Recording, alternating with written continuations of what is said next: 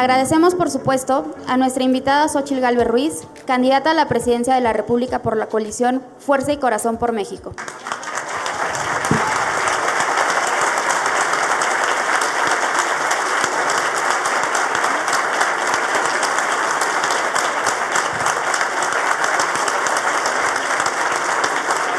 A continuación, me permito presentar al Presidium. José Medina Mora y Casa, presidente nacional de Coparmex.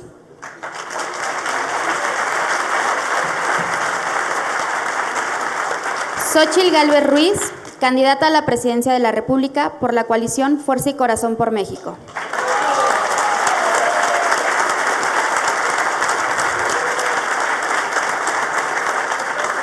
Rosa Marta Abascal Olascuaga, vicepresidenta de Desarrollo Democrático, Cabildeo y Vertebración. Alfredo López Villarreal, presidente de la Comisión de Desarrollo Democrático. Antonio Sánchez Díaz de Rivera, presidente del Comité del Modelo de Desarrollo Inclusivo.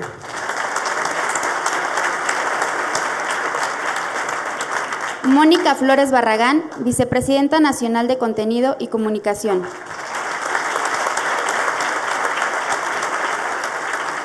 Juan José Sierra Álvarez, vicepresidente nacional de Centros Empresariales.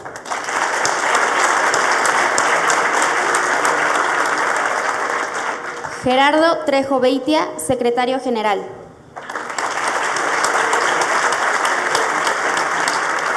Ángel García Lascurain, vicepresidente nacional de Innovación y Emprendimiento.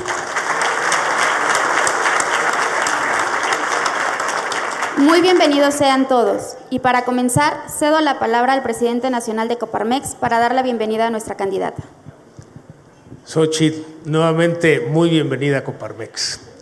Antes de que fueras la candidata del Frente Opositor, nos visitaste, tuvimos un diálogo sobre el modelo de país que estamos construyendo, este modelo de desarrollo inclusivo, en donde pues, lo que planteamos es que tenemos que cambiarle algo al modelo de país para que pueda realmente disminuir la pobreza, porque a pesar de tener crecimiento económico, la disminución de la pobreza ha sido solo marginal y de hecho ha aumentado la pobreza extrema. Y en esa preocupación hemos estado pues ya un par de años exponiendo el modelo de desarrollo inclusivo, lo dialogamos contigo, lo dialogamos con muchos de los aspirantes de los distintos partidos políticos, pero también en las universidades, con los jóvenes, con los partidos políticos, con distintas organizaciones de la sociedad civil, y hemos ido enriqueciendo ese modelo de país.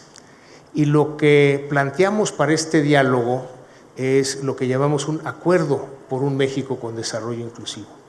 Y lo que nos interesa es este diálogo en donde pues, los distintos temas que nos parecen prioritarios para el país, estaremos haciéndote los planteamientos para escuchar tu visión de país, tu propuesta, qué es lo que te preocupa, qué es lo que tenemos que hacer todos para lograr ese mejor México. Y empezaría yo con la primera pregunta. Ante la situación de polarización que vivimos en el país, en donde se nos divide, en donde hay unos contra otros, que lo que necesitamos es ver que todos somos mexicanos, cómo podemos construir ese mejor México en el que todos quepamos. Y lo que te invitaría a que compartieras con nosotros es cuál es esa visión que tienes del país para lograr la unidad de todos los mexicanos y que todos estemos trabajando por ese mejor México. Pues antes que nada, muy buenos días, qué gusto saludarles a todas y a todos ustedes. Yo quiero empezar diciéndoles, pues seguramente más de uno de ustedes vio la encuesta de Reforma. Y si ustedes creen que me quite el sueño, pues no me la quita, al contrario, eso invita a que redoblemos el esfuerzo. ¿Por qué? Porque 47% de la gente no contestó la encuesta. Y luego de ese 47%, 38% no ha decidido por quién va a votar. Y de otro 12% de ese 53% que sí contestó, pues podrían cambiar su voto. Y por eso estoy aquí. Porque yo quiero que cambien su voto y que decidan por una opción que sí quiere un México unido. Y eso es lo que tengo que comunicar. Por eso le he dicho a los partidos, pues que me den más chance de tener más spots, y lo he dicho públicamente porque hoy tengo el 50% del tiempo y necesito que la gente se entere qué es lo que yo veo de México y cómo creo que podemos arreglar este país. De entrada, ningún país que esté dividido y que le apueste al odio va a salir adelante. Ningún país.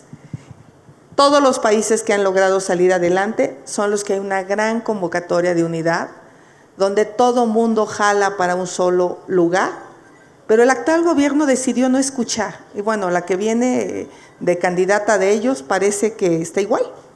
No va a Banamex, no va al ITESO, no va a la Ibero, no viene a Coparmex. Y no va a venir porque si viene les tendría que tachar el cuaderno. O sea, les va a rayar el cuaderno porque no va a compartir que hay un problema de inseguridad, no va a compartir que hay un problema de salud, un problema con la educación, cosa que es cierta. Yo leí su documento con absoluta dedicación y no creo que este documento lo hayan hecho gente que odia a México y que odia al gobierno y que escribe cosas inciertas. Lo hizo gente que vive una realidad. Entonces creo que si no aceptamos la realidad que vivimos, no hay manera de corregir el rumbo. Y en ese sentido yo quiero felicitarlos a ustedes porque les quiero decir que estoy aquí para escucharlos. Estoy aquí para acompañar a un México donde sus empresarios, y se los quiero decir claramente, ni son los corruptos que el presidente quiere poner. Son gente que le chinga todos los días, que trabaja duro, que se la juega por el país en las buenas y en las malas, y en su mayoría, no digo que no haya unos por ahí factureros, gandallas, que por cierto regresaron los factureros, regresaron los factureros con aval del SAT. Aguas porque esto no ha cambiado mucho y en el mundo empresarial sabemos porque llegan, ¿no? No, hombre, ahora no te preocupes, te damos tu factura, te auditamos el siguiente mes y ya la libraste. O sea, van sofisticándose los factureros. Esos sí son empresarios que deberíamos de rechazar todos los mexicanos. Son gente que nadie deberíamos de aceptar vivir en un país donde se evadan los impuestos.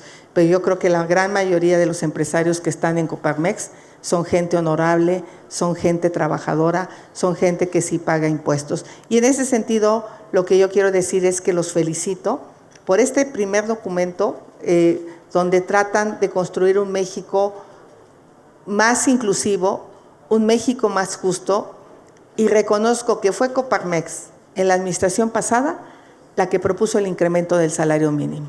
Fue Coparmex la que siempre dijo hay que subir el salario mínimo y obviamente, aunque la señora Sheinbaum lo quiera presumir, quien lo pagan son ustedes. Bueno, yo también soy empresaria y nosotros somos los que hacemos realidad el pago de ese salario mínimo y los políticos lo presumen cuando hay políticos que en su maldita vida han ido a dar de alta a un trabajador al Seguro Social. Cuando hay políticos que en su vida saben lo que es ir a sacar una fiel al SAT y que no te den cita hasta dentro de 6 meses o que te vendan citas en el mercado negro, porque hoy para pagar impuestos es una monserga. Eso es lo que tenemos que corregir. Entonces, para mí, lo primero es terminar con esta polarización, con este odio, entender que los empresarios son gente que le generan riqueza al país, que en su gran mayoría son gente buena, son gente trabajadora, y se los digo porque yo estuve en el debate del outsourcing, y estuve en ese debate donde la gente de Morena ponía a los empresarios como verdaderos zampones, y por eso digo, no dudo que había empresas outsourceras, factureras, que estaban fuera de la legalidad, pero en su mayoría son gente que respeto, que quiero, así es que cuenten conmigo, porque yo lo que quiero es que los pobres dejen de ser pobres. Yo lo que quiero es que los programas sociales sean un impulso inicial pero que en el fondo la gente tenga un empleo bien pagado, tenga acceso a la educación, porque en mi experiencia personal, eso es lo que te saca de la pobreza.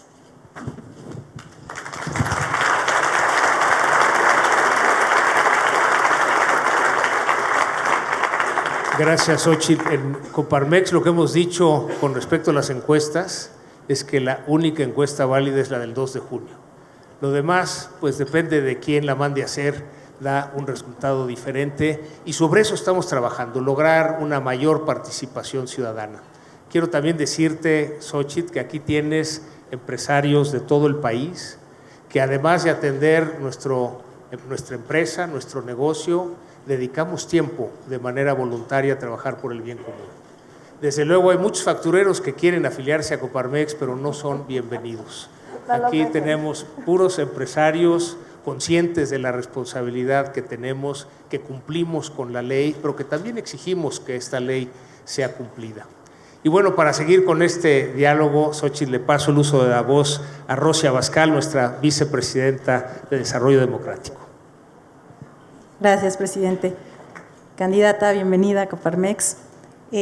A mí me da muchísimo gusto estar enfrente de una mujer que con voluntad y constancia se ha construido a sí misma y sobre todo que siempre ha luchado por el tema de la inclusión, que como verás hoy es la agenda más importante para Coparmex. Agradecerte y reconocerte ese tema. Y en ese sentido mi pregunta. Los retos esenciales que tenemos como país son estructurales, como la falta de acceso a la justicia y altos niveles de inseguridad, una amplia población en situación de pobreza y desigualdad, una economía mayoritariamente en la informalidad y con un crecimiento claramente insuficiente. ¿Cuáles serán las estrategias desde tu gobierno para dejar atrás las decisiones de corto plazo y de rentabilidad política para pasar a otro con perspectiva de Estado y resultados en un horizonte de largo plazo? Es una pregunta muy, muy amplia. La primera, decirte que yo sí creo en la división de poderes. A mí me parece que un país donde un poder quiere controlar a los demás poderes, pues es un país que no va a funcionar. Me preocupa esta idea de que la Corte se elija por voto popular. No me imagino a los ministros con los partidos políticos haciendo campaña cuando lo que necesitamos son ministros honorables. He pensado la posibilidad de acotar el poder del presidente a través de los gobiernos de coalición, donde el presidencialismo quede en el pasado y haya una enorme participación ciudadana. ¿Cómo hacerle para que sean los organismos académicos, las universidades, por ejemplo, las que propongan las ternas de los ministros de la Corte, el presidente las valide? Me parece bien que no se cuele, digo, de repente se cuela cada cosa, que para qué les cuento, como senadora me tocó verlos, gente que iba a la CRE y que no tiene idea de lo que era el SENACE, gente que no sabía que era un certificado de energía limpia y no es que tenga nada contra alguien de otro nivel académico, el problema es que si vas a tomar decisiones técnicas, decisiones de justicia, pues tiene que ser gente que tenga la experiencia. Entonces, en el caso, creo que tenemos que cuidar a la Suprema Corte de Justicia. Ha sido el último reducto para los abusos del actual gobierno, porque vaya que ha habido abusos. En el sector energético se abrió el mercado, se trajeron ahí está por ahí el embajador español que no me va a dejar mentir, vinieron muchas empresas de Europa a invertir con unas reglas del juego, las cambias a la mitad del camino y eso generó mucha desconfianza y ha sido la Corte la que ha defendido. Entonces, me parece que el Estado de Derecho se tiene que defender, el poder ejecutivo tiene que ser limitado y el legislativo hacer su trabajo. En el tema de la pobreza, ayer que estuve en Ticul, yo hace 20 años estuve en Ticul. Hace 20 años varias comisarías de Ticul no tenían carreteras y las pudimos comunicar.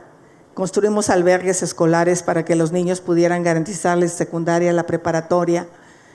Pudimos llevar electricidad a todas las comisarías de Ticul. O sea, yo no empiezo a recorrer el país. Yo estuve en San Lucas, Camatlán, hace 30 años cuando no había acceso carretero.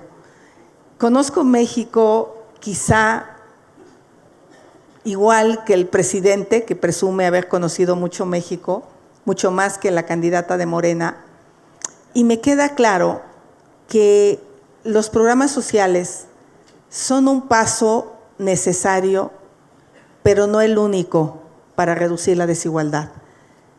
Para mí, el meollo del asunto está en la educación. Necesitamos fortalecer la educación media superior y lo que tenemos actualmente es una tragedia porque este gobierno es el responsable de haber dejado 1,5 millones de niños y jóvenes fuera de la escuela. Es el primer gobierno que reduce la matrícula educativa en lugar de incrementarla.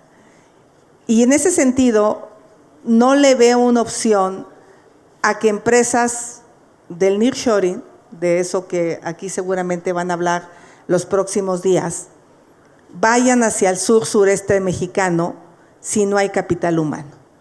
Por eso la desigualdad terrible del sureste. Obviamente a mí me tocó electrificar a 2 millones de personas que no tenían energía eléctrica hace 23. En ese sentido sí avanzamos en caminos, en carreteras, agua potable, electrificación, pero el tema de la educación me parece que se ha estancado y por eso la propuesta que yo hago es que la enseñanza del inglés sea desde la escuela primaria, secundaria, preparatoria, la enseñanza de tecnología, de robótica, de inteligencia artificial, lo que está haciendo el gobernador de Yucatán, se tiene que ampliar a todos los estados del sur para que entonces sí puedan venir empresas, porque si pensar que hacemos el transísmico y hacemos parques industriales, pues el riesgo que se corre es que esos parques industriales se queden vacíos, porque ya ni siquiera hay agua suficiente. Me encontré con varios problemas de abastecimiento de agua, que era como el atractivo del sur del país. Entonces, mi apuesta va a ser, y lo he anunciado, pues un bono educativo para que ningún joven se quede sin estudiar. Seguramente me van a decir que quiero privatizar la educación. Pues este gobierno no hizo nada para crecer la matrícula educativa. Entonces, mientras tanto, seguimos dejando de la escuela a cientos de miles de jóvenes sin ninguna oportunidad. Yo, si me preguntas dónde pongo el dinero, por cierto, creo que el director de Pemex vive en Disneylandia. ¿De verdad se cree el cuento de que Pemex está sana? ¿De verdad se creen el cuento de que Pemex es una empresa lista para el despegue? Pues perdimos 800,000 millones de pesos. Ustedes son empresarios. Díganme quién en su sano juicio perdería tanto dinero, pero como no es dinero de ellos, como es dinero de los mexicanos, les vale sombrilla. Yo no quiero seguir perdiendo dinero en empresas del Estado. Quiero que estas empresas sean eficientes, sean rentables.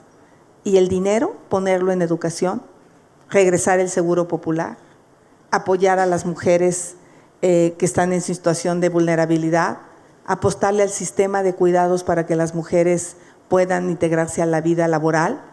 Ahí es a donde hay que poner el dinero. Pero mientras sigamos poniendo el dinero en una empresa que genera electricidad de manera sucia y cara y una petrolera que en lugar de apostarle a la exploración, le apuesta a la refinación, porque pues ahora producimos menos petróleo que antes, o sea, ni siquiera el negocio de Pemex. Entonces yo creo que lo que tenemos que poner en la mesa, y ahí sí me ayuda a ser empresaria, y ahí sí me ayuda a entenderle, a leer, a entender el valor presente, ¿verdad? Como decía nuestro querido exsecretario de Hacienda, pues mientras no decidamos dejar de perder dinero, no va a haber dinero suficiente para que salgamos de la desigualdad.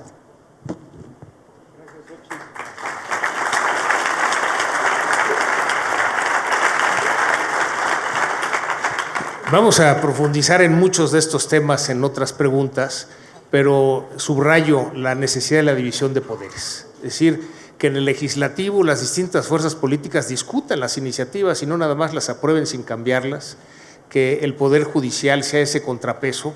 Desde luego la Corte es ese último muro en donde se respeta la Constitución.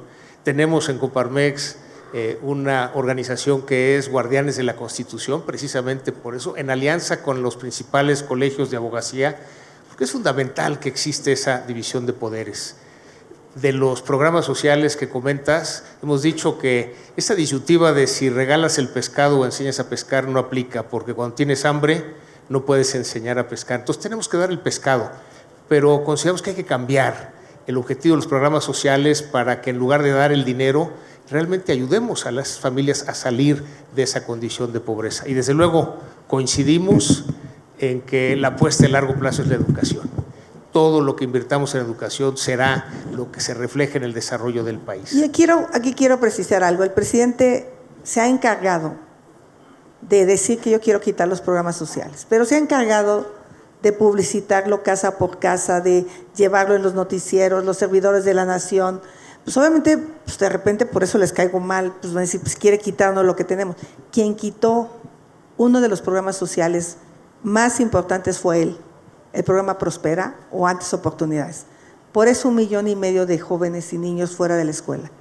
Porque ese programa te hacía obligatorio estudiar y atender tu salud. El quitar Prospera, o sea, los que quitan programas sociales son ellos, para pasarlo a programas que no tienen evaluación. Pero creo que Prospera sí llegó a ser un programa y oportunidades bastante importante porque te obligaba a la parte educativa. Sí.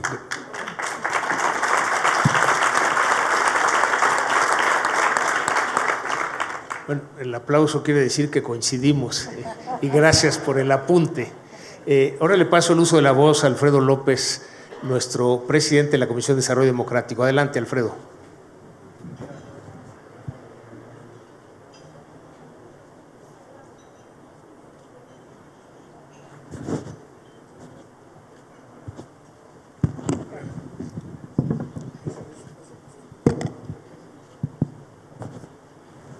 Bienvenida, candidata. Bienvenidos todos. Buenos días.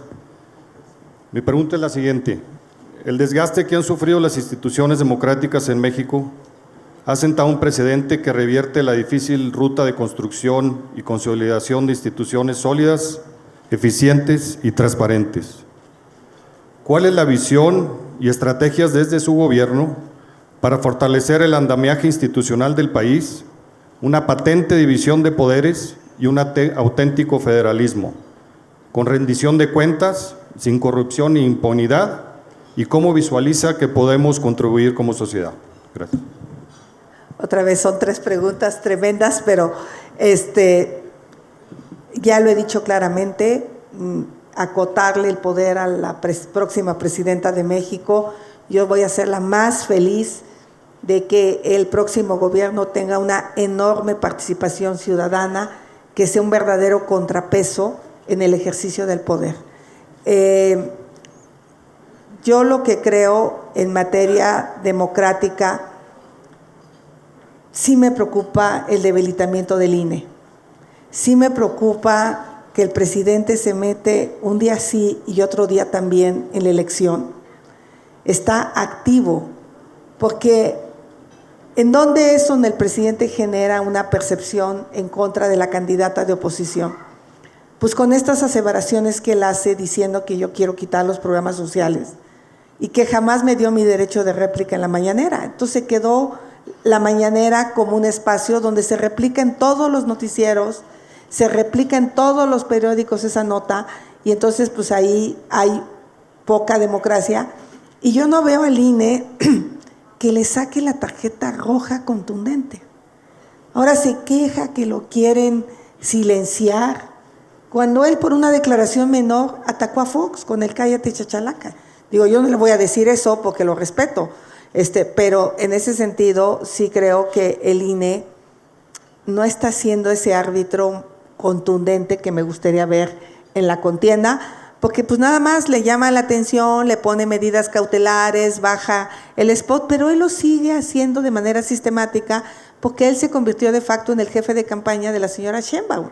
Es la verdad, y creo que tendríamos que volver a fortalecer al INE. Me preocupa lo que pasa con el INAI. No tenemos 3 comisionados, yo he dado una defensa como senadora brutal, porque no les interesa la transparencia.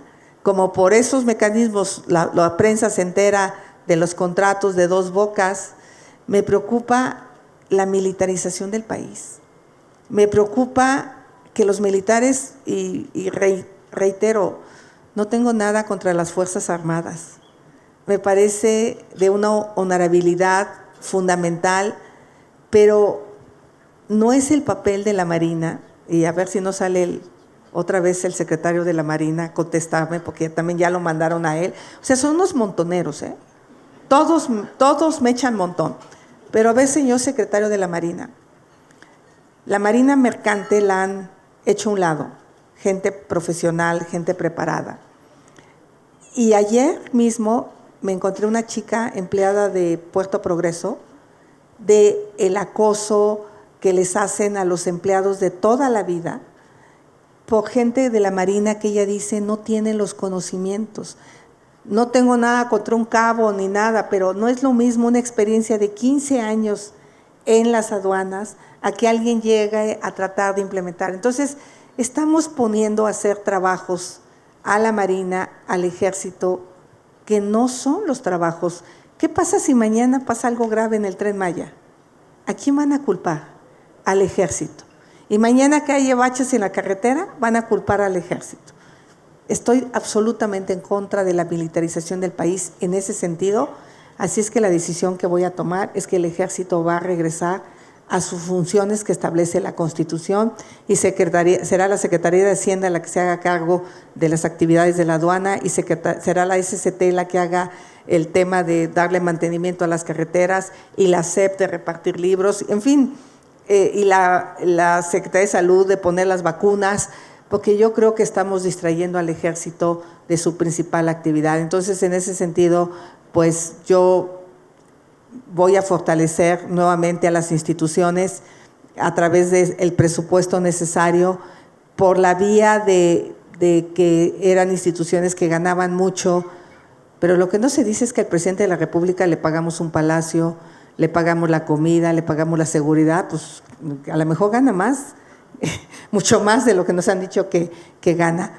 Y bueno, si quieres luego voy profundizando en otros temas. Sí. Gracias, Xochitl. Desde luego coincidimos en este ataque a las instituciones, ya sea reduciendo el presupuesto, como en el caso del INE, no nombrando a los comisionados, en el caso del INAI, o nombrando personas a modo que no hacen realmente la labor que requiere esta independencia y autonomía de estos órganos. Con respecto al Ejército, pues también coincidimos, la Constitución es muy clara, el Ejército está para la seguridad nacional y por excepción hasta el 2028 para la seguridad pública, pero no hacer mantenimiento de carreteras, ni construir sucursales bancarias, ni aeropuertos, ni trenes, ni manejar aduanas, porque eso lo desenfoca de la misión que les da la Constitución. Desde luego, mucho por construir en este país, Xochitl, y bueno, para seguir con el diálogo, le paso el uso de la voz a Antonio Sánchez Díaz de Rivera. Toño fue presidente nacional de Coparmex, ahora nos ayuda justo con el trabajo del modelo de desarrollo inclusivo. Adelante, Toño. Xochitl, me da mucho gusto verte. Me dijeron que como en Coparmex recibimos a todos los candidatos, que no dijera que me caes bien, que no dijera que te conozco, que no dijera tu capacidad de servicio, tu inteligencia y cómo te entregas a las cosas que haces. Entonces, por eso no lo voy a decir. Me da gusto, me acuerdo de cuando, bueno, en nuestro paso por el gobierno, ahí está José, nos traías finto, ¿verdad? Ahí nos traías, pero trabajando. Bueno, mira, tiene una pregunta larga, pero lo mejor es que sea más larga tu contestación, y es el asunto de seguridad, que es tremendo, es una tragedia. Y creo, a veces parece que la propia sociedad la normalizamos, porque nos levantamos en la mañana en el radio, mataron a 5, nada más fueron 5, y en la tarde a 10, y luego encontrar, es tremendo, es trágico. Y entonces, bueno, queremos oír cuál va a ser tu política de Estado para terminar con la inseguridad. Gracias por estar aquí con nosotros. Muy buena pregunta, Toño. Primero, también quiero agradecerle aquí a un hombre que me ha acompañado de una manera muy generosa, coordinando las mesas temáticas justamente juntando a los expertos, a los especialistas, que es Enrique de la Madrid. Muchas gracias, Enrique.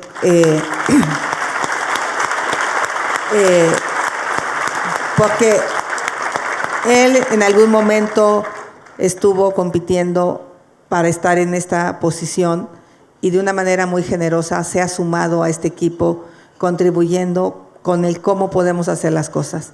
Yo soy una mujer que reconoce que lo tenemos que hacer entre todos. No hay manera que una sola persona sepa qué hacer con el país y ese es el problema del que tenemos en Palacio Nacional. Pensar que un eslogan de campaña se podía convertir en la estrategia de seguridad fue el grave error. También está conmigo Ildefonso Guajardo, que es el responsable del área internacional. Muchas gracias, Ildefonso. Me acompañó a la gira a Estados Unidos, a esa que tampoco va Sheinbaum. Es que ella no va a nada, de verdad. Le tiene miedo a todo. Y así no se puede gobernar un país, sin escuchar, sin tener posturas firmes.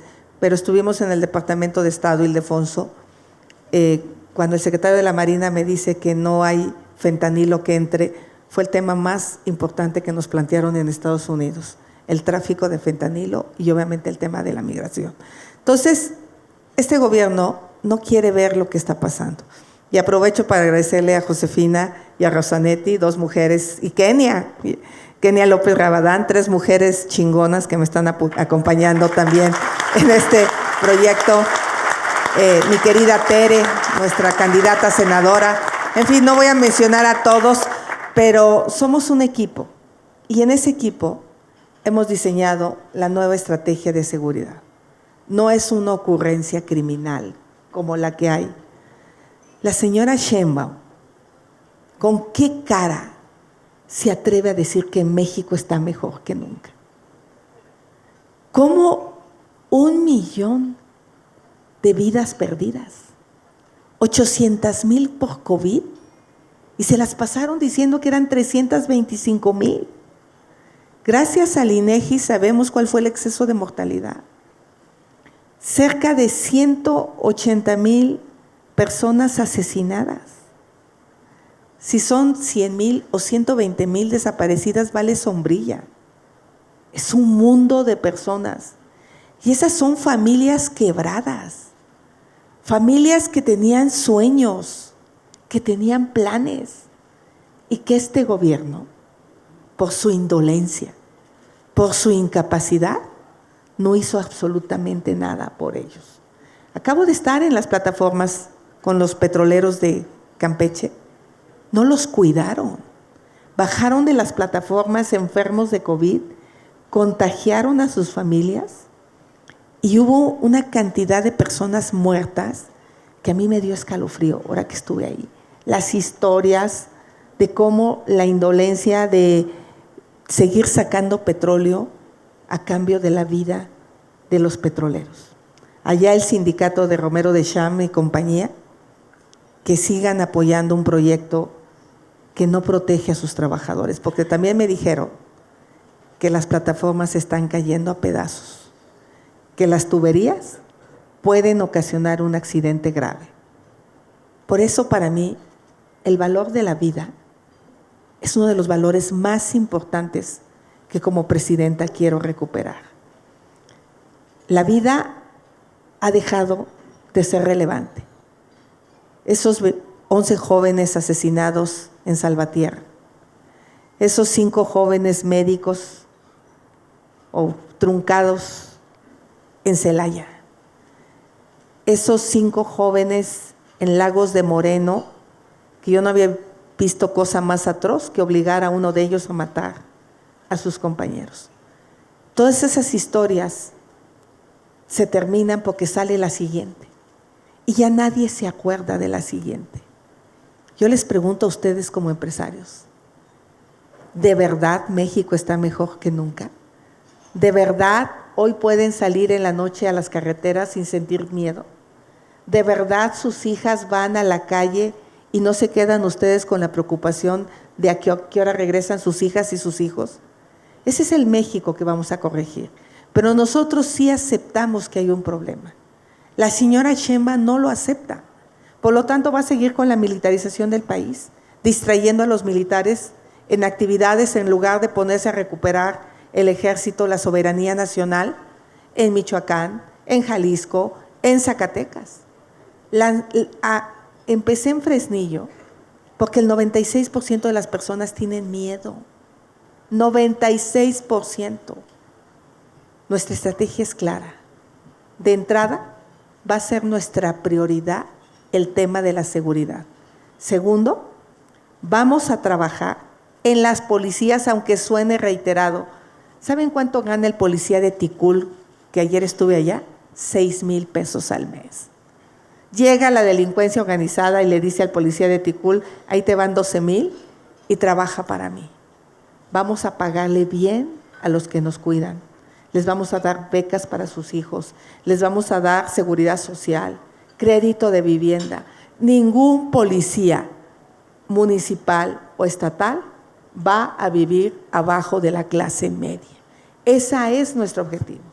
Vamos a hacer una guardia que sí sea guardia y que sí sea nacional, que sí investigue, que sí detenga, que sí haga inteligencia. Vamos a atender a las víctimas, a esas madres a las que el presidente le cerró la puerta el día de ayer. A Ceci, que encontró 53 cadáveres en una fosa clandestina en Sonora, y que hoy esas madres buscadoras tienen 50,000 cadáveres identificados, y este gobierno le vale sombrilla identificarlos para que sus familias encuentren el consuelo. Esa va a ser mi principal prioridad en seguridad pública. Dinero hay. El año pasado el gobierno subejerció 50,000 millones de pesos de dinero de seguridad pública, pero no lo subejerció, lo etiqueta, lo quita, y seguramente para la familia López Beltrán, que está haciendo una refinería, a 3 veces su valor. ¿Qué proyecto se puede ir a 3 veces su valor? Un tren que se ha ido a 4 veces su valor. Un aeropuerto que pagamos 300,000 pesos y que no tenemos aeropuerto. Ahí está el dinero de la seguridad pública. Nosotros, lo he dicho, mis obras faraónicas serán los salarios de los policías, los hospitales, las universidades. Esas van a ser mis obras faraónicas.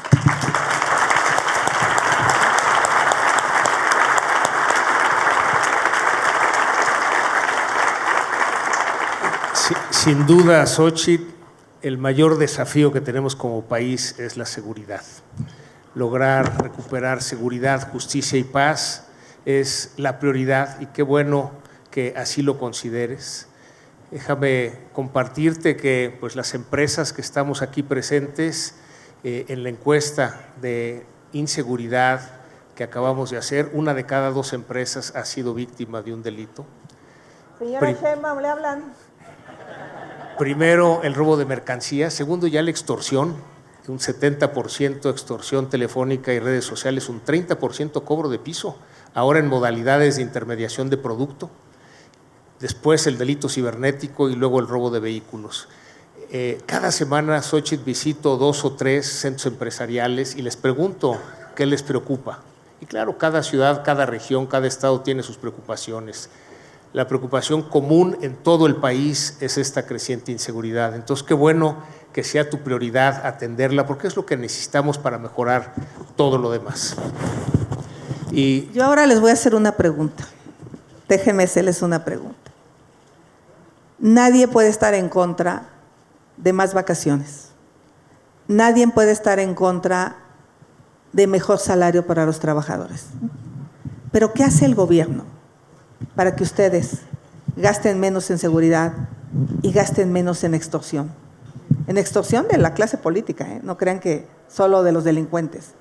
O sea, yo estoy convencida que si nos ponemos a trabajar juntos, y yo les garantizo que van a poder llevar su mercancía por las carreteras sin tener que pagar seguridad extra, si yo les garantizo que los trámites del gobierno van a ser eficientes y eficaces, hay que hacer muy hojaldra para no mejorarle los salarios a los trabajadores.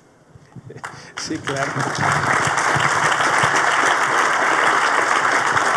Sin duda la colaboración entre el gobierno y el sector empresarial es fundamental para el desarrollo del país, ¿no? Eso nos lo dijeron en la cumbre de jefes de Estado y de Gobierno en Santo Domingo, los 7 jefes de Estado y de Gobierno que asistieron, no todos asistieron.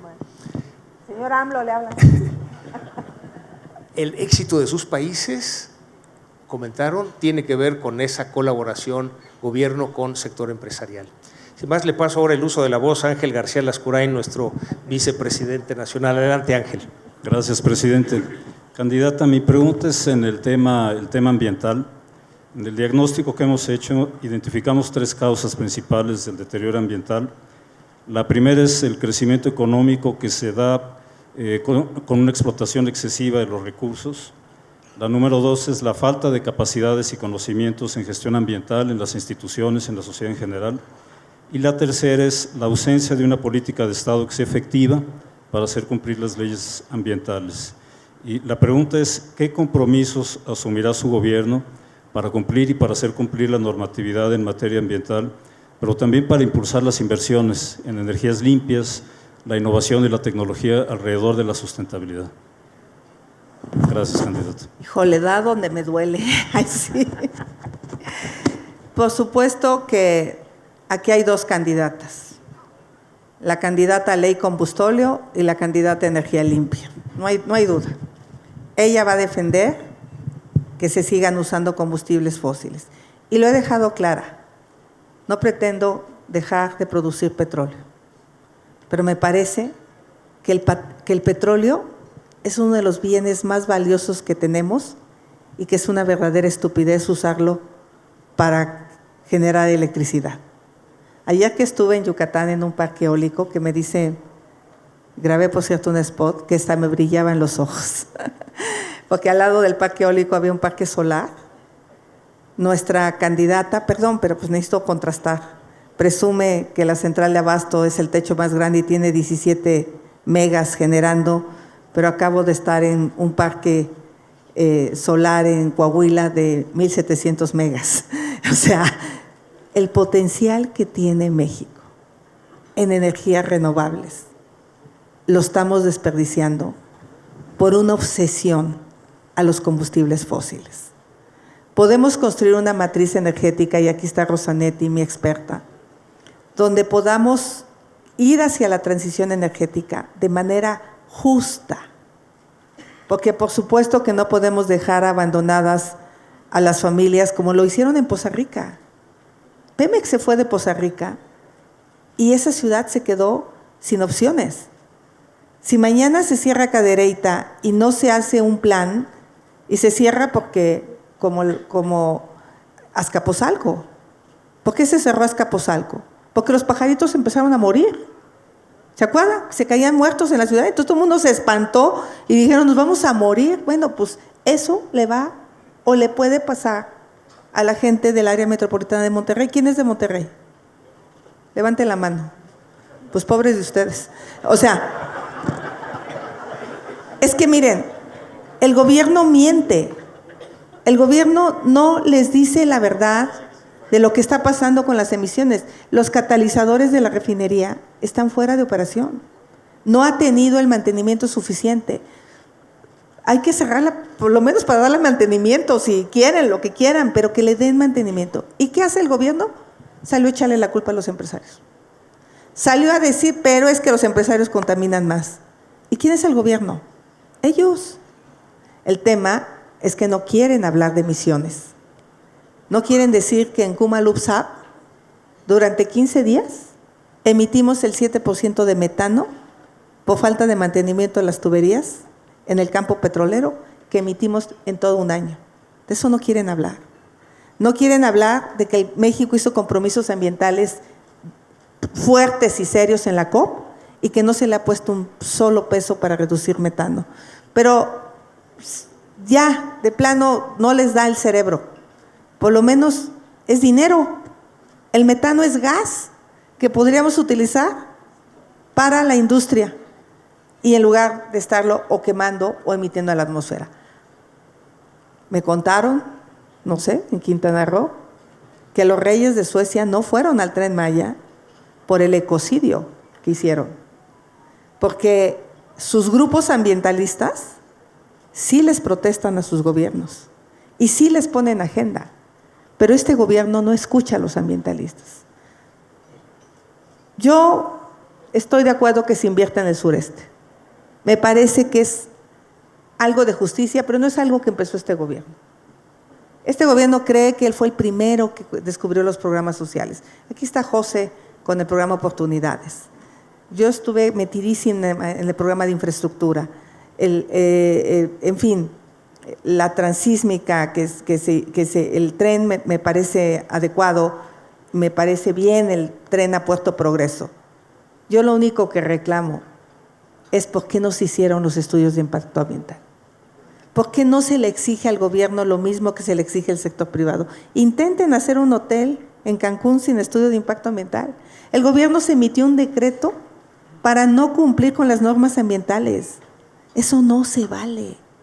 Eso es inaceptable. Entonces, lo primero que voy a hacer es ese estudio de impacto ambiental que no hizo el gobierno. Lo primero que voy a hacer es mitigar el daño. ¿Por qué no hicieron el cambio de uso de suelo en el Tren Maya? Porque les implicaba plantar 200 millones de árboles. Esa era su obligación ambiental al gobierno y la han omitido. Y la han omitido porque no tienen ningún interés de resarcir el daño que provocó el tren. Y con todo respeto, y me encantaría que fuera exitoso el tren Campeche, Mérida, me encantaría, porque hay demasiado dinero gastado.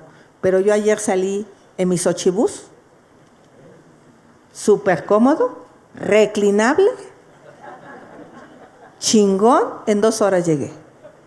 Tenía yo que agarrar un taxi a la estación del tren, hasta las 12:30 salía el primer tren, entonces pues ya había perdido toda la mañana, yo salí a las 7 de la mañana, y luego de la estación de Humán a donde me dejaba el tren, me tenía que hacer 40 minutos. O sea, mi viaje en tren saliendo de Campeche era 3 horas y media, y el viaje en el Xochibús fue 2 horas.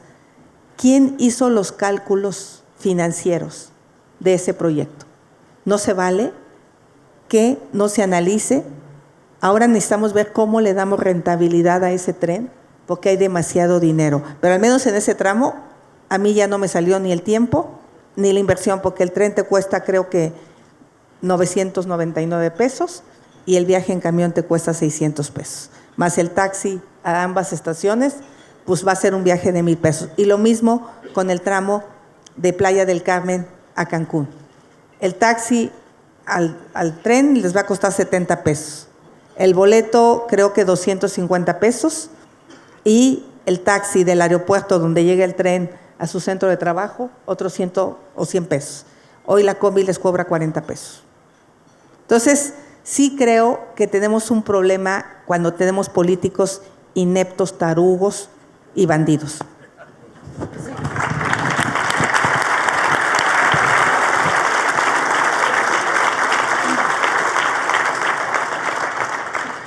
Pero coincidimos en que cualquier proyecto, sea público o privado, tiene que tener un estudio de impacto ambiental, ¿no? Es muy claro que no podemos en el sector empresarial hacer ningún proyecto que no tenga ese estudio de impacto ambiental, y lo que hemos dicho es, el gobierno tiene que seguir la misma norma, la norma puesta por el mismo gobierno la tiene que cumplir. Pero sí supieron que el gobierno presentó este decreto, lo declaró inconstitucional la Corte y en la tarde volvieron a presentar el decreto. Sí. O sea, ¿ese es el gobierno que quiere?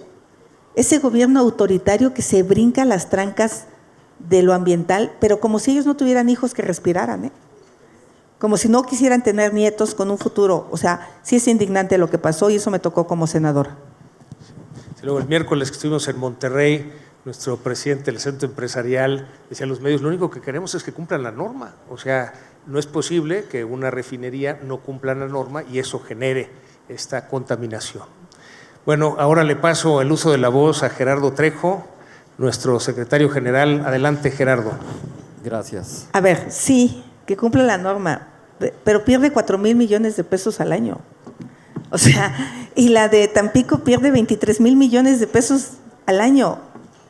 ¿Quién en su sano juicio quiere seguir perdiendo dinero porque tenemos combustóleo? ¿Ya saben que producimos más combustóleo que gasolina? O sea, es que el gobierno piensa que el dinero es infinito, por eso tenemos el problema que tenemos.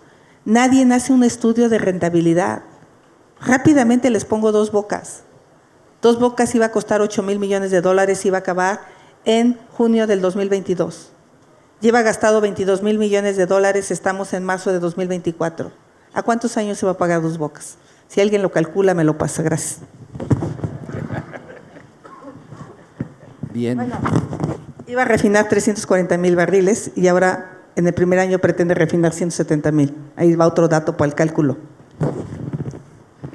Más y mejores condiciones de salud implican más y mejores oportunidades de empleo, mayor productividad, desarrollo económico incluyente y una economía más competitiva. Sin embargo, en México, prácticamente la mitad de la población no tiene acceso a servicios de salud. Existe un alarmante debilitamiento del sistema público de salud, ausencia de recursos, desabasto de medicamentos, una grave caída de la cobertura de vacunación infantil y altas prevalencias de enfermedades crónicas.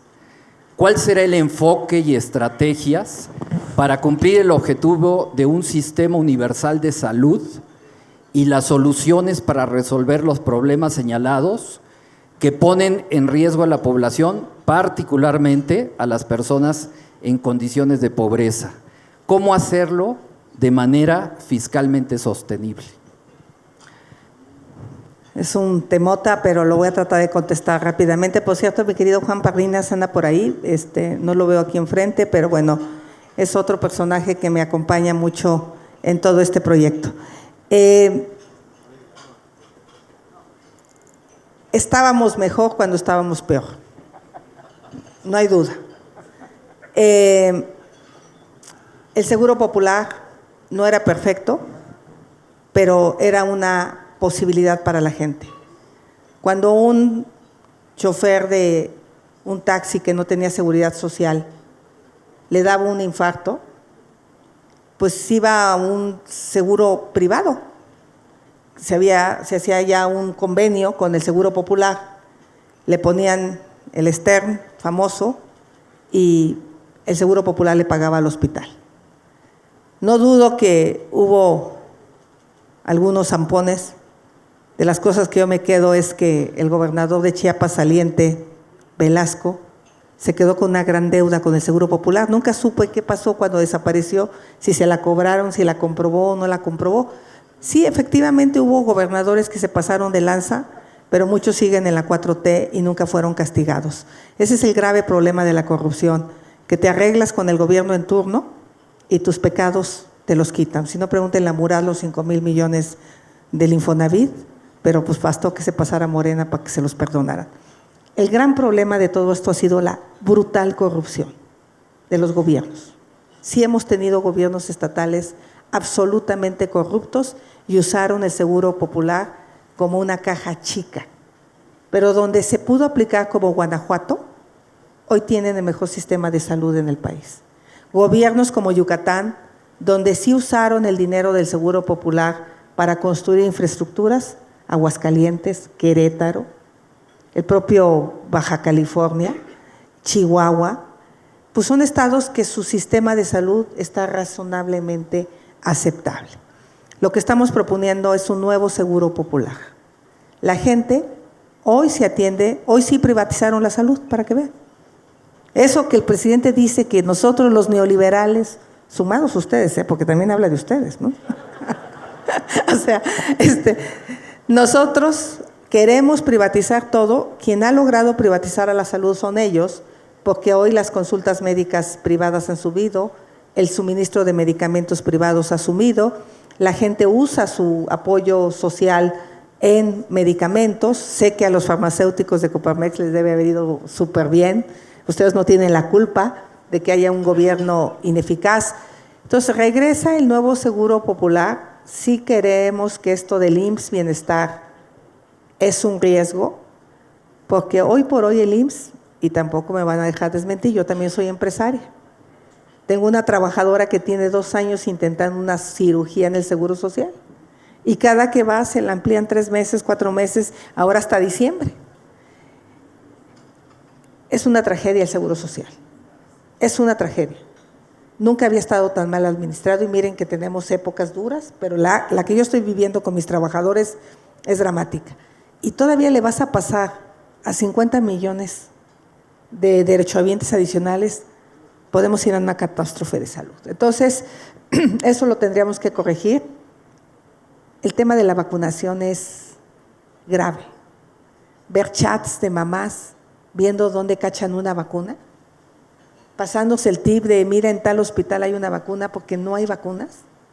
Cuando México llegó a ser uno de los países de mejor vacunación en el mundo, hoy solo 1 de cada 3 niños tiene el sistema de vacunación completa. Se nos ha subido la mortalidad materna. Se nos murieron 200,000 personas por diabetes e hipertensión por falta de medicamentos y atención médica. Échenle un ojo al exceso de mortalidad y se van a dar cuenta de la tragedia en salud. Entonces estamos dibujando este nuevo seguro popular. Nos va a costar trabajo volverlo a fondear, porque ya se comieron todo el dinero que había ahí.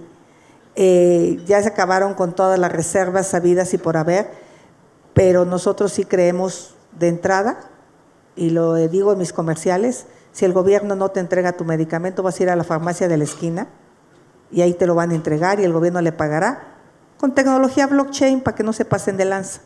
Y el tema de la tecnología sí le entiendo y creo que si usamos la tecnología podemos mejorar los servicios de salud y que el gobierno pague, pero que no pague la gente y no se vaya a la quiebra la gente por atender su salud. Un hermano mío se tuvo que atender en privado para salvar su vida porque tenía un infarto, el ISSSTE no lo quiso atender, es maestro y sigue pagando. Entre todos le ayudamos con 120,000 pesos y él tuvo que conseguir prestados 150,000 pesos. A la fecha sigue pagando. Esa es la tragedia de las familias de escasos recursos. Entonces regresa el Seguro Popular, gente como Julio Fren, como el doctor Héctor Jaime, nos están apoyando con este proyecto de salud. Otra vez, con todo respeto, para el doctor Hugo López-Gatell, pues es muy inepto.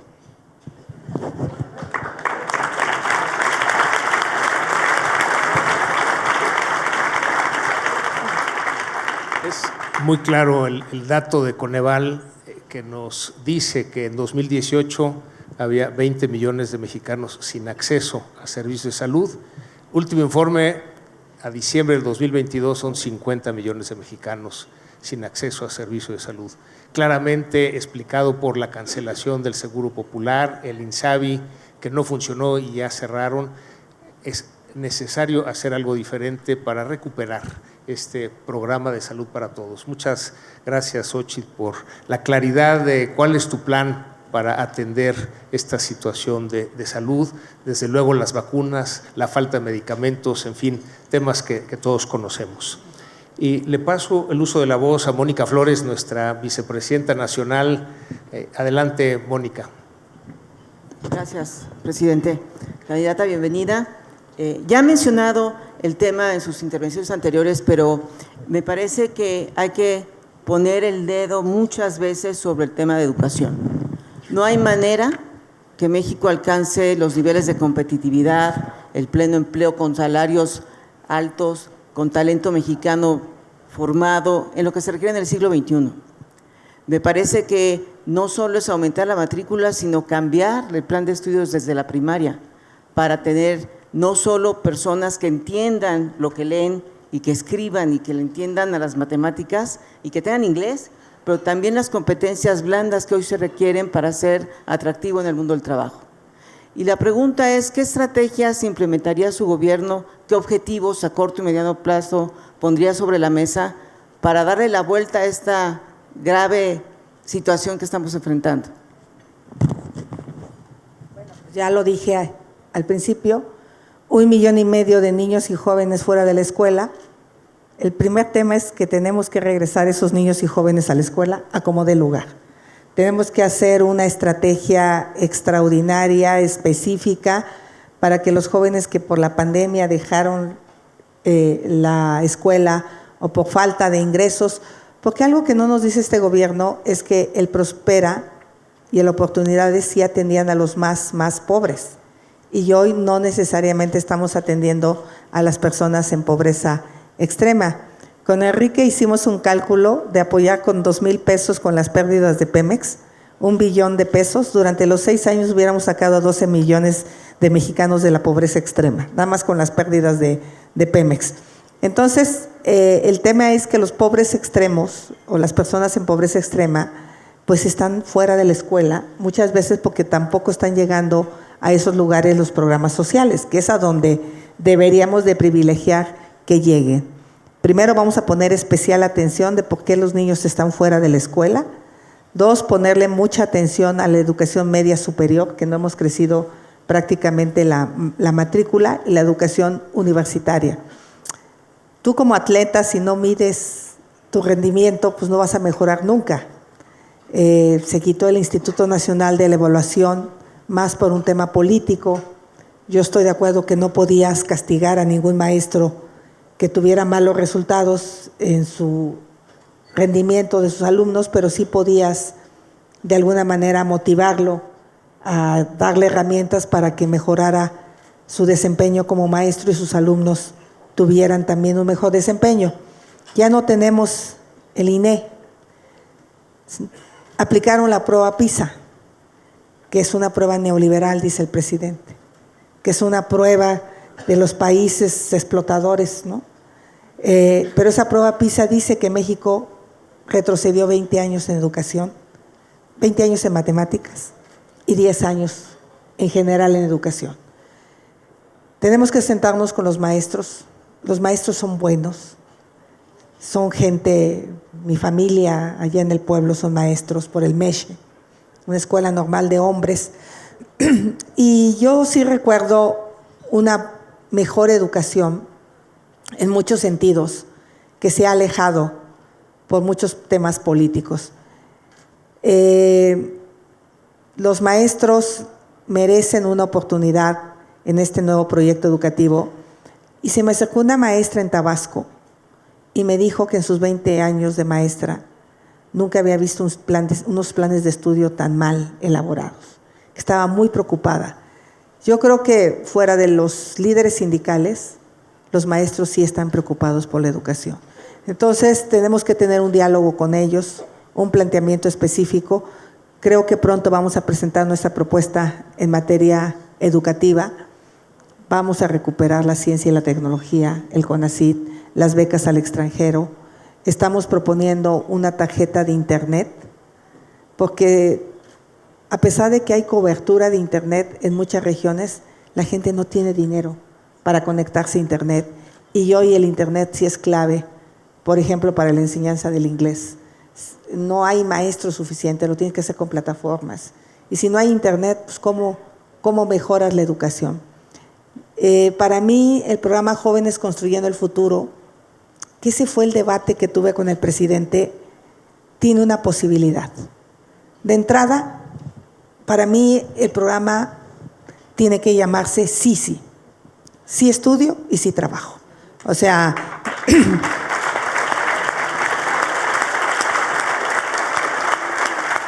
la beca de muchos jóvenes, y ustedes algunos los tienen en las empresas. Yo tuve algunos. Ya, por cierto, no te los autoriza la Secretaría del Trabajo.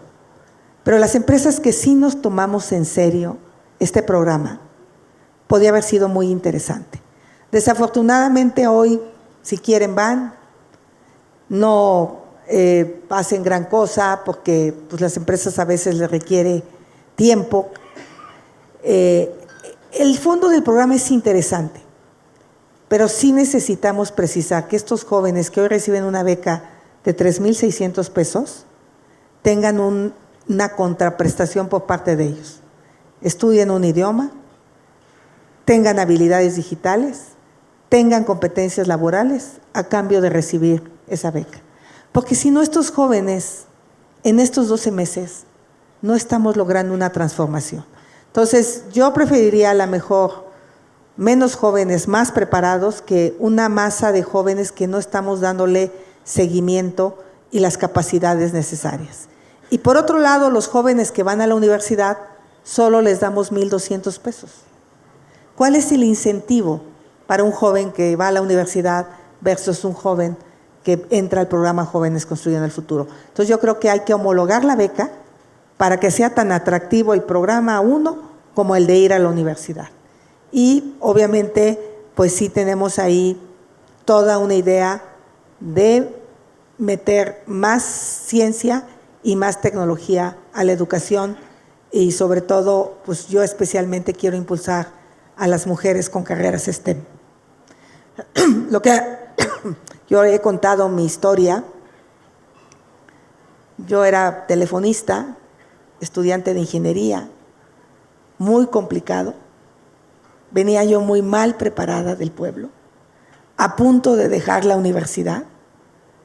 Creo que tiene que haber un plan de regularización intermedio, porque si no, los chavos no logran engancharse con la universidad. Tenemos que trabajar mucho en la regularización. Y cuando logro conseguir la beca para estudiar programación en el Centro de Cálculo, pues estos 3 semestres pues hicieron que mi sueldo pasara de 2,500 a 50,000 pesos. Es por ahí, es por el lado de la educación.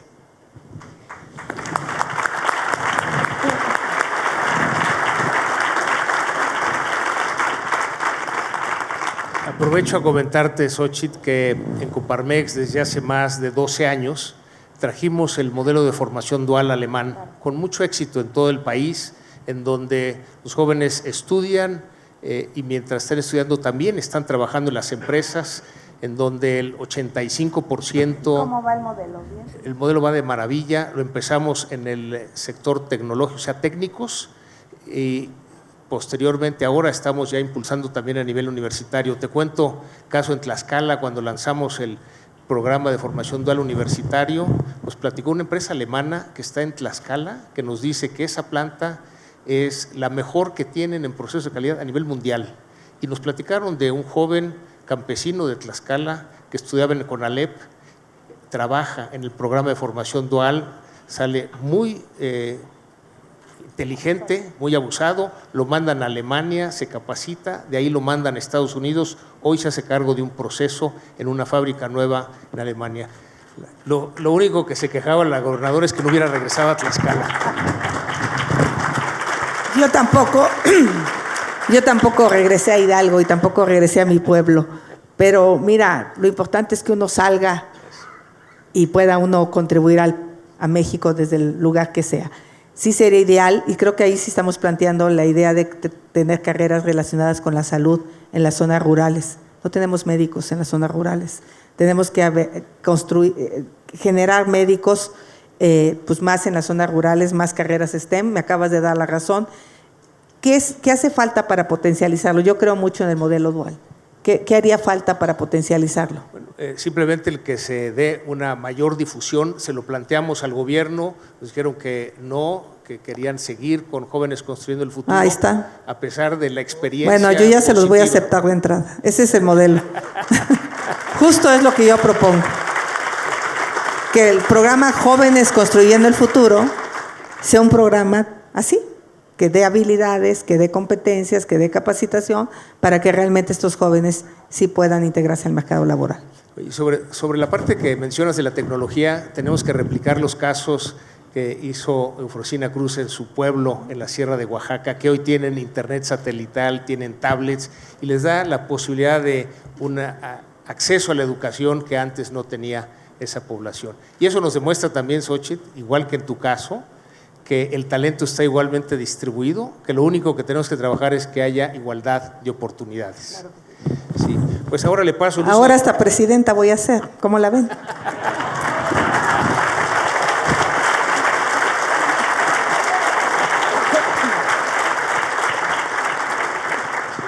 Ahora le paso el uso de la voz a Juan José Sierra, nuestro vicepresidente nacional de Centros Empresariales. Gracias, presidente. Bienvenida, Xochitl.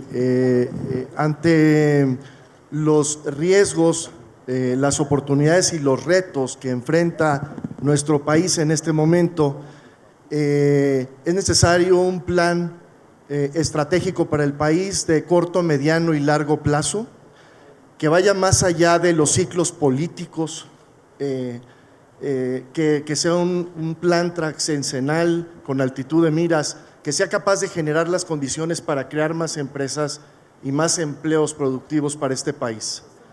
Mi pregunta es, ¿qué plan de gobierno tienen para capitalizar este desarrollo económico con desarrollo social que sea capaz de generar en nuestro país y que dejemos de ser una de las opciones y que nos convirtamos en la opción ante los retos de certeza jurídica, de seguridad y de energía que enfrenta en este momento nuestro país, y que generemos este desarrollo social, con desarrollo humano, con educación, con salud y con inclusión digital? No es chicle. No es chicle, no estén chingando. Ay, sí, no es cierto. Es que así me quité una pastilla el otro día, dijo, pegó el chicle, pero ahora lo va a pegar en Coparmex, imagínense. Bueno, pero mientras no sean sobres amarillos como los de enfrente, estoy feliz.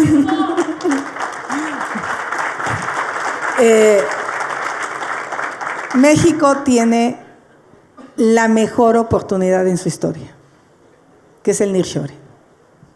Yo he platicado con muchos empresarios, ahora que estuvimos en Estados Unidos, con algunos que están invirtiendo. Nada más una de las empresas que está poniendo una planta en el norte necesita 700 proveedores para esa planta. Y esas plantas, que es lo que no entiende la señora Sheinbaum, y a ver si me escucha y se lo explico, estas plantas son sostenibles y quieren energía limpia. Ellos no se visualizan producir coches eléctricos con energía de combustible fósil, porque tienen pactos de reducción de emisiones a nivel internacional. Por eso mi obsesión de que construyamos una matriz energética, aunque ahorita ustedes quisieran de la sucia o de la limpia, pero no hay, ya ni siquiera hay de la una o de la otra.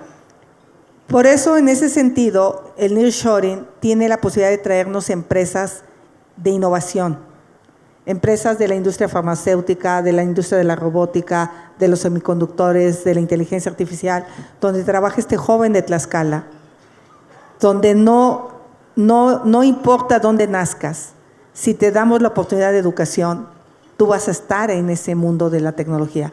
Para mí, el mejor programa social es un empleo bien pagado. Por más que el gobierno me hubiera dado programas sociales en mi pueblo, nunca le hubiera podido comprar su casa a mi mamá en las Lomas de Chapultepec. Eso me lo dio la educación, eso me lo dio el trabajo, eso te lo da. Entonces, las familias quieren tener un trabajo, es la manera de sacarlos de la informalidad, es la manera de poderles llevar a tus hijos servicios de salud, servicios de educación. Entonces, ¿qué tenemos que hacer? Lo que tenemos que hacer es cómo jalar a estas empresas también al sur del país. Pero nosotros, el gobierno, tenemos que hacer nuestro trabajo, y yo digo que tenemos que hacer 5 cosas. La primera es Estado de Derecho, que la ley sea la ley. Si no hay Estado de Derecho, las inversiones no van a llegar. Y también ahí mismo le pongo que se acabe la extorsión de parte de los políticos a los empresarios para darles sus permisos. Eso también es Estado de Derecho. 2, tenemos que tener energía, de preferencia limpia y barata. Conmigo van a tener energía barata los mexicanos, acuérdense de mí. A ese tema sí le entiendo. Yo no quiero que suba con la inflación, no, yo quiero que sea más barata. Yo soy más audaz, porque el megawatt de la energía barata hoy, de la energía limpia, cuesta 500 pesos. Nada más hagamos líneas de transmisión y llevémosla hasta el último rincón donde la necesitamos. 3, capital humano. Que este programa de Jóvenes Construyendo el Futuro sea un gran generador de capital humano. Ya está la lana, no la vamos a quitar. Entonces démosle la potencia que requiere para integrarse al mercado laboral. 4, infraestructura. Las carreteras están cayendo a pedazos. Ya no puedes ir de Campeche, de Ciudad del Carmen a Mérida. Están sin mantenimiento. La 57 es una tragedia. Llegar a Querétaro en 4 años no ha podido acabar 20 kilómetros de carretera, imagínense. Entonces, necesitamos infraestructura, el puerto de Manzanillo, Coyutlán. Necesitamos construir Coyutlán. Necesitamos eficiencia. Esto me lo dijeron y otra vez se va a enojar el secretario de la Marina. Pero me lo dijeron en Tijuana, que ahora pasar a Estados Unidos te lleva 45 minutos y de Tijuana a México 3 horas. Todo por la bronca de la aduana. O sea, la gente de Tijuana está enojadísima porque se les ha caído los visitantes a sus restaurantes, al turismo, porque el gobierno estorba. Infraestructura, carretera, aeroportuaria, portuaria, autopistas, cruces fronterizos, puertos secos. Ahí hay que ponerle dinero. Y el último, seguridad pública. Si no le apostamos a la seguridad pública, no van a llegar las empresas. Entonces, para mí la estrategia ahorita es de corto plazo y estoy segura que si resolvemos esto, los empresarios van a hacer estrategias a largo plazo y México ya no debe andar con ocurrencias. Qué bueno que aquí Ildefonso aprobó el TEMEC antes de irse, porque si no las tribus de Morena, imagínense, que era un tratado neoliberal, pues en una de esas no lo hubieran aprobado. Gracias, Ildefonso, por tu trabajo, porque el TEMEC es lo que nos tiene a flote ahora económicamente. Esta oportunidad del nearshoring o relocalización, Xóchitl, nosotros la vemos como una de esas oportunidades que pasan solo cada 100 años, pero que si no hacemos lo que nos corresponde va a pasar delante. Cuando hablamos con las empresas extranjeras que quieren venir a invertir a México porque ven esta gran oportunidad, nos dicen que lo que los detiene, y tú mencionaste dentro de tus 5 puntos, 3 de los que ellos nos comentan, primero, Estado de Derecho. Me preguntan si invertimos en México, ¿la ley nos protege? Preguntan si México va a cumplir lo que firmó en los tratados de libre comercio. Nos preguntan también si es seguro invertir en México, les preocupa la creciente inseguridad y en tercer lugar la falta de energía disponible, sobre todo energía limpia. Si resolvemos esas 3 variables va a llegar inversión extranjera. Hemos hecho un estimado que si bien llegaron 36,000 millones de dólares el año pasado, solo el 7% es inversión nueva. Pues claro, si te dan tasas de interés del 11%, pues claro que va a llegar dinero. Pues hay que ser muy güey para no invertir ahí, en CETES. Sin embargo, estimamos, Xóchitl, que había otros 35,000 millones de dólares que pueden llegar si resolvemos esas 3 variables. Eso solo lo van a resolver conmigo. Y aquí sí les voy a cantar derecho. Aquí hay 2 caminos. ¿Claudicamos o luchamos? Yo los invito a luchar. Yo los invito a ponerse las pilas. Yo me estoy jugando todo. Me pude haber quedado en mi zona de confort como empresaria. Hacer dinero, estar tranquila y decidí dar la pelea por ustedes, por sus hijos, por su familia. Así es que los necesito. Sepárense 2 meses y medio de sus empresas y pónganse a hacer campaña. Convenzan a sus empleados, convenzan a la gente de la comunidad. No hay mañana. O autoritarismo o democracia. O combustóleo o energías limpias. O educación para el trabajo o la asistencia de por vida. Yo creo que podemos construir ese país que soñamos, pero los necesito no timoratos, no miedosos. Pierdan el miedo o nos lleva el carajo. Gracias.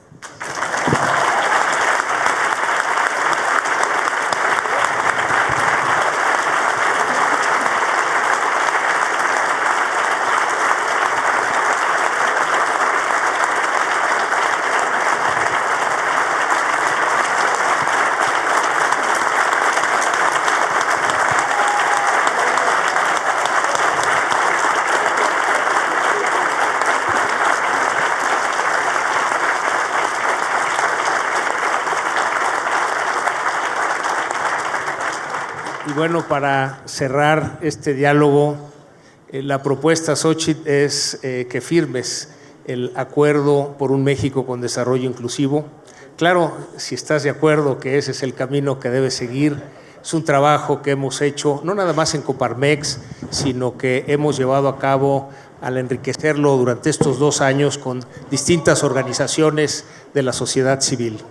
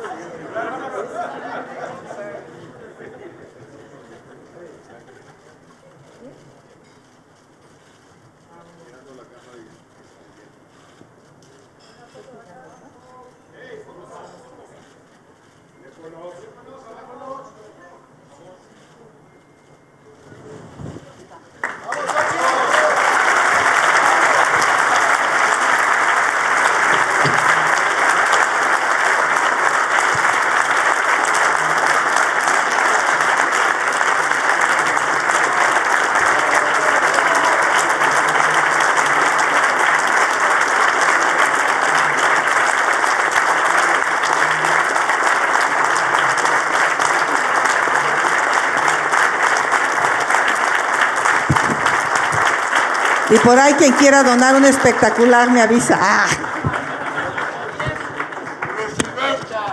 Presidenta.